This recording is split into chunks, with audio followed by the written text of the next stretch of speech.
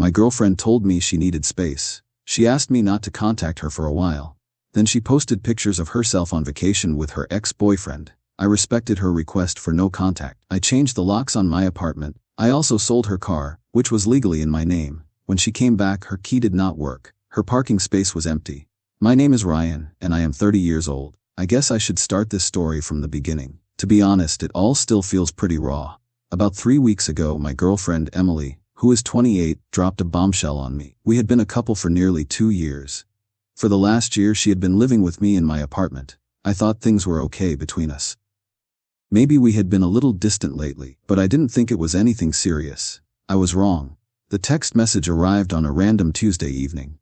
I was in the kitchen making dinner. It was from Emily. Things feel complicated and I really need some space to think, to figure things out.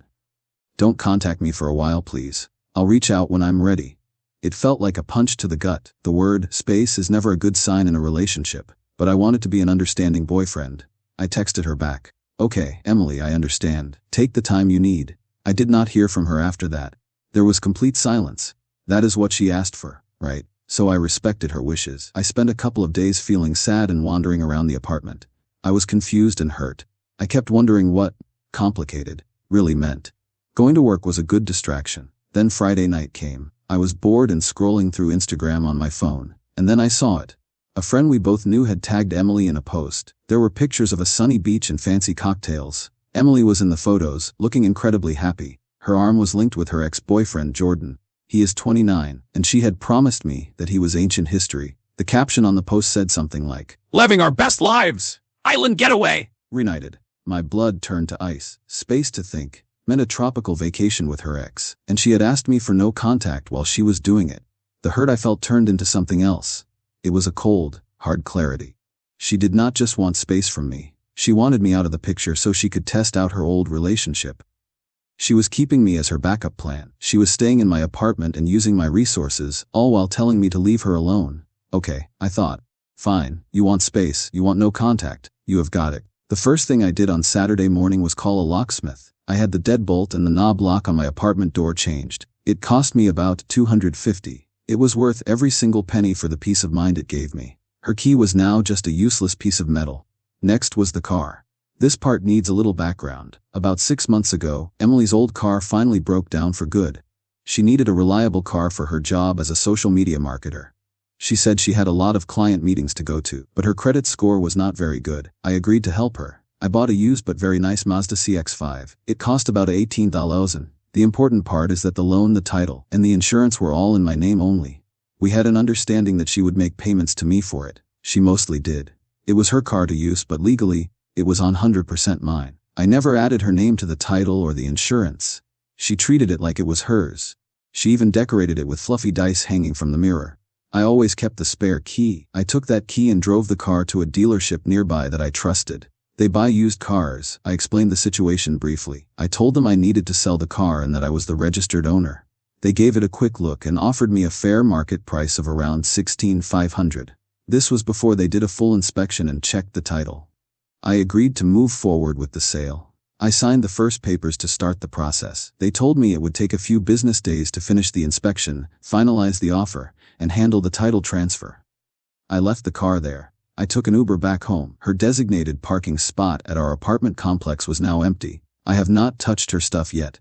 It is all still in the closet in the spare room.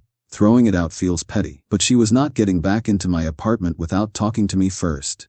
And she was the one who specifically asked not to do that. I felt strangely calm, like a surgeon performing a necessary operation. Was I hurt? Yes, deep down. I felt like a complete fool, but anger was not what was driving me. It was logic. She asked for space and no contact. She showed me that our relationship was over by going on vacation with her ex. I was simply respecting her request. I was protecting my assets and my home. Now, all I have to do is wait. According to Instagram, her best life vacation will last for another week. Let's see what happens when she gets back and her key no longer works. Update 1. Well, she is back. It is showtime. It happened last Tuesday evening, around 9:00 p.m. My name is Ryan and I am 30 years old. I was just sitting on my couch watching some TV. I was trying to ignore the nervous knot in my stomach. I heard the sound of keys jangling outside my door. Then I heard the scrape of a key being pushed into the lock. There was silence. Then more scraping sounds, more frantic this time. Then came the pounding. Knock, knock, knock. Ryan, what is going on? Open the door. It was Emily's voice. She sounded annoyed, not panicked yet. I took a deep breath. I opened the door just a little bit. I kept the security chain on. She was standing there with her suitcase next to her. She looked tanned and upset. My key isn't working, she said. Did something happen to the lock? No, I said in a calm, even voice. I changed them. She blinked. You what? Why would you do that? You asked for space and no contact, Emily. I gave it to you. Permanently. What are you talking about? I just needed some time. You can't just lock me out of our home. I saw the vacation photos with Jordan, I told her. It looks like you figured things out. Her face changed from annoyed to furious. I could also see a flash of panic in her eyes. That was just a trip. It didn't mean anything. We're just friends. I raised an eyebrow. Friends who go on romantic island getaways while asking their current boyfriend for space. I get it. Ryan, don't be ridiculous. Let me in. My stuff is in there. Her eyes darted over to the empty parking spot. Where's my car? She demanded. Where's my car, Ryan? The entitlement in her voice was stunning. She just assumed that everything would be here waiting for her. First, I said, it was my apartment. Second, it was never your car. It is my car, legally in my name, and I'm selling it. It's at the dealership right now. Her jaw dropped. You're selling it? You can't do that! I paid for that car! You made payments to me for its use, Emily. You did not buy it. The title and the loan are in my name. The sale process has already started. This is insane! You're stealing from me! I'm calling the cops. She actually pulled out her phone. I just shrugged. Go ahead. Call them. Explain that your ex-boyfriend changed the locks on his own apartment after you asked for no contact and went on vacation with another ex-boyfriend. Explain that he is selling his own car, which is titled and registered only in his name. Let me know how that works out for you. She hesitated. Her phone was halfway to her ear. Then her expression turned nasty. You are a horrible person. You planned all of this. You planned a vacation with your ex and asked me for silence. I shot back. I respected your wishes and dealt with the consequences. You don't get to keep me on standby in my own home. Suddenly, another voice spoke up. It was her sister, Brooke, who is 26. She must have been waiting in the car downstairs. She came marching up the walkway. What is going on, Emily? Ryan, why is she locked out? Emily immediately started crying for her sister. He changed the locks! He's selling my car! He's throwing me out! Brooke turned to me. Are you serious? After everything she's done for you, you just kick her out and sell her things. It's my apartment, Brooke, and it was my car. She asked for no contact and went on vacation with Jordan. Check her Instagram. We are done here. She needed space. Brooke yelled. You're supposed to support her, not punish her. Support her while she cheats on me. No thanks. She made her choice. Now she can live with it. Emily started demanding to get her stuff. Right now at 9:00 p.m. That's not happening tonight, I said. You can arrange a time to pick up your things. Send me a text with a date and time. I'll have them all boxed up near the door. You will not be coming any further inside than the entryway. You can't tell me what to do. I can. It's my apartment. My rules. You wanted no contact. This is our new contact arrangement.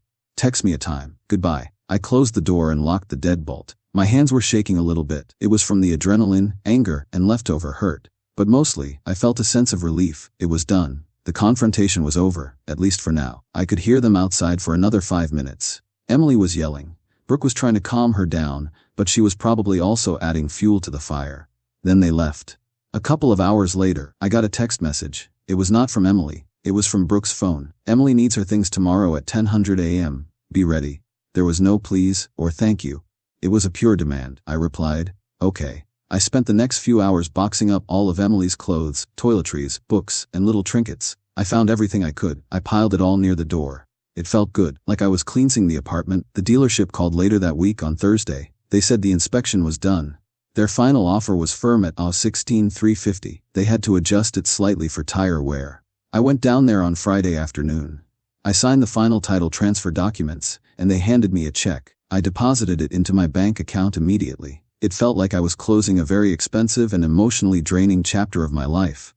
Let's see what tomorrow, the pickup day, will bring. I am expecting more drama. Update 2. The last week has been something else. The levels of entitlement just keep getting higher. It is almost impressive. The pickup was scheduled for 10:00 a.m. on Wednesday, just as the text said. There was a knock at the door, right on time. It was not Emily. It was her sister, Brooke, and their mom, Karen. Emily was waiting in the car. Apparently, she was too upset to face me. Right.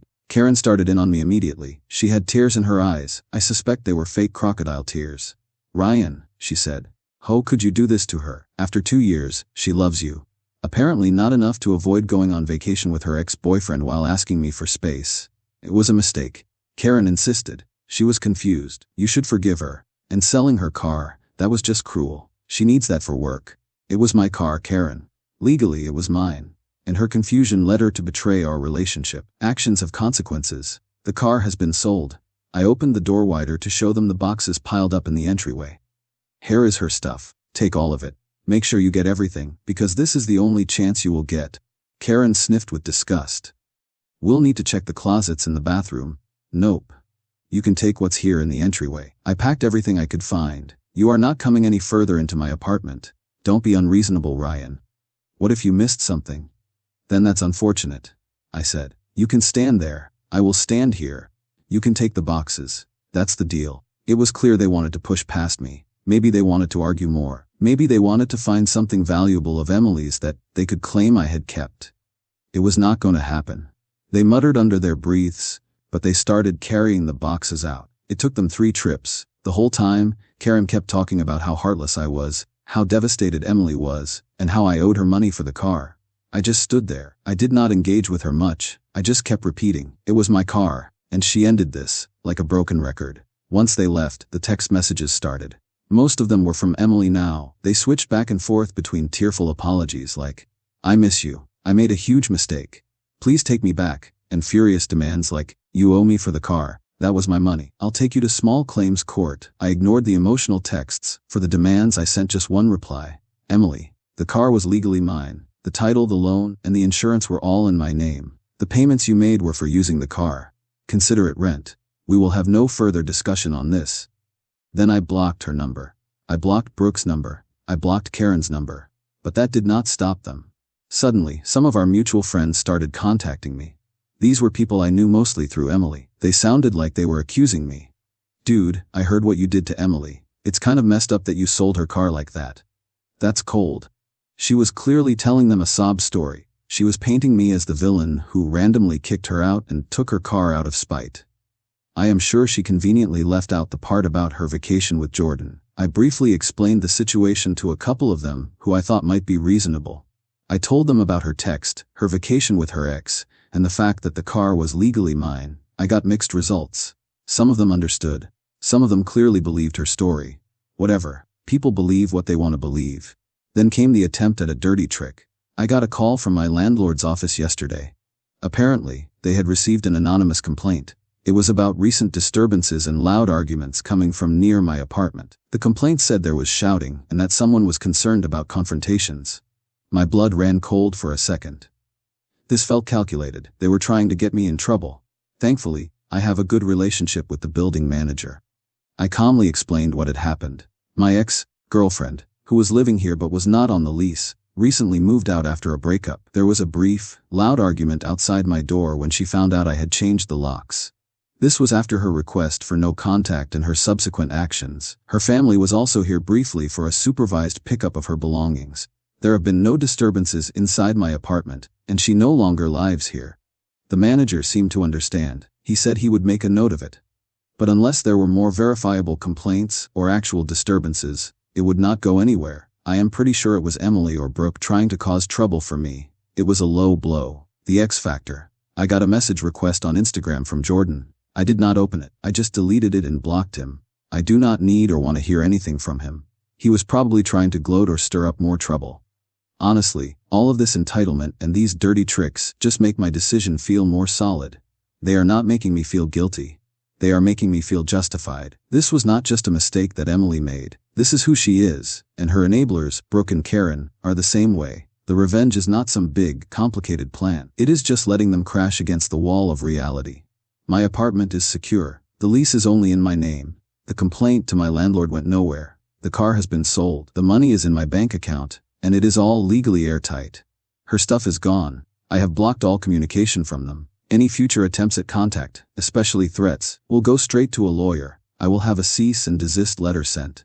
I already talked to a lawyer briefly, just to be safe. He confirmed that my position on the car and the apartment is solid. The constant demands, the victim story, the attempt to mess with my housing. It is all very disappointing. They genuinely believe they can bully and manipulate their way back into the comfortable setup that Emily blew up. Newsflash, it does not work that way.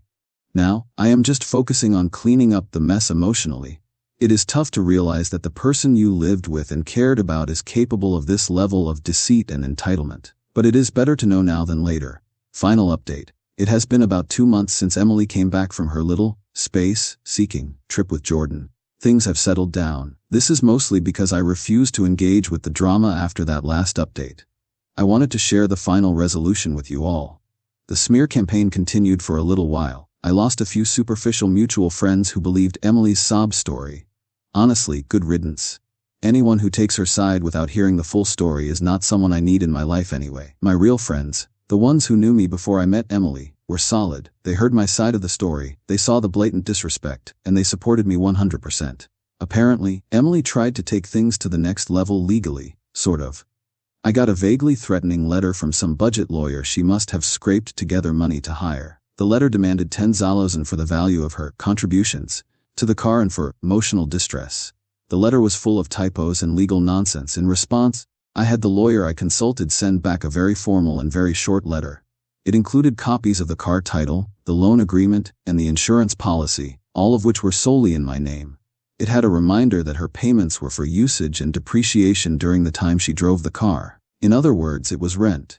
The letter pointed out that she actually owed me money if we calculated it per mile based on standard rates.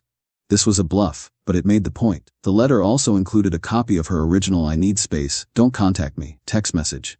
It had screenshots of the vacation photos with Jordan, with timestamps from the public posts.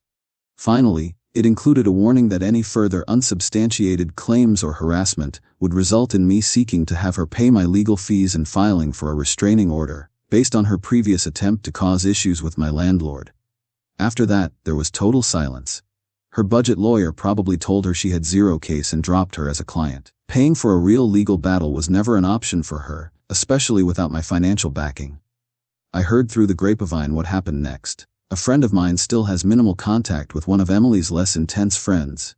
Apparently, Emily crashed at Brooke's place for a while. This caused a lot of friction between them because Emily expected Brooke to basically fund her life, and she did not lift a finger to help around the house. Shocking. And what about Jordan? Predictably, he vanished once the vacation was over and reality set in. He was not interested in supporting her or dealing with her drama long term. He got his fun trip, and that was the end of the story for him. Emily apparently tried to guilt-trip her parents, Karen, for money. She probably had some success with that, but they could not pay for her old lifestyle forever. The last I heard, she had to move back to her hometown. She is living with her parents again. She is apparently complaining constantly about how unfair life is and how I ruined everything for her. She has zero self-awareness, zero remorse. It is just pure, uncut entitlement and victim mentality. The best part for me is the sweet, sweet sound of silence. There are no more demands, no more drama, no more Emily. My apartment feels like it is mine again. I actually repainted the living room last weekend. I got rid of some of the furniture that she had picked out. Reclaiming my space feels good. My revenge was not loud or explosive. It was quiet and methodical. It was simply me respecting her request for no contact and letting the logical consequences of her actions play out completely. She wanted space. She got an infinite amount of it. She prioritized a fling with her ex. She got to deal with the fallout all alone. She took my support, my apartment, and the car for granted. She lost all of it the second she broke the trust it was all built on. Selling the car she thought was hers. The car that was her status symbol, while she was literally sunning herself with another guy. Yeah. Okay, that part felt truly satisfying. I am not gonna lie. Seeing that empty parking space when she got back, chef's kiss. That was the consequence hitting her hard and visibly. She did not just lose a boyfriend. She lost the comfortable life that she assumed was her right. A life funded by me. Did it cost me emotionally? Yes. It took time to process the betrayal. But I handled it logically. I protected myself, and I refused to be a doormat. She thought she could play games and keep me dangling on a string. She miscalculated badly. She faced the direct, unavoidable consequences of her own choices, and her sense of entitlement could not shield her from them. That is the most satisfying outcome I could have asked for. Good riddance to Emily. It is time to really move on.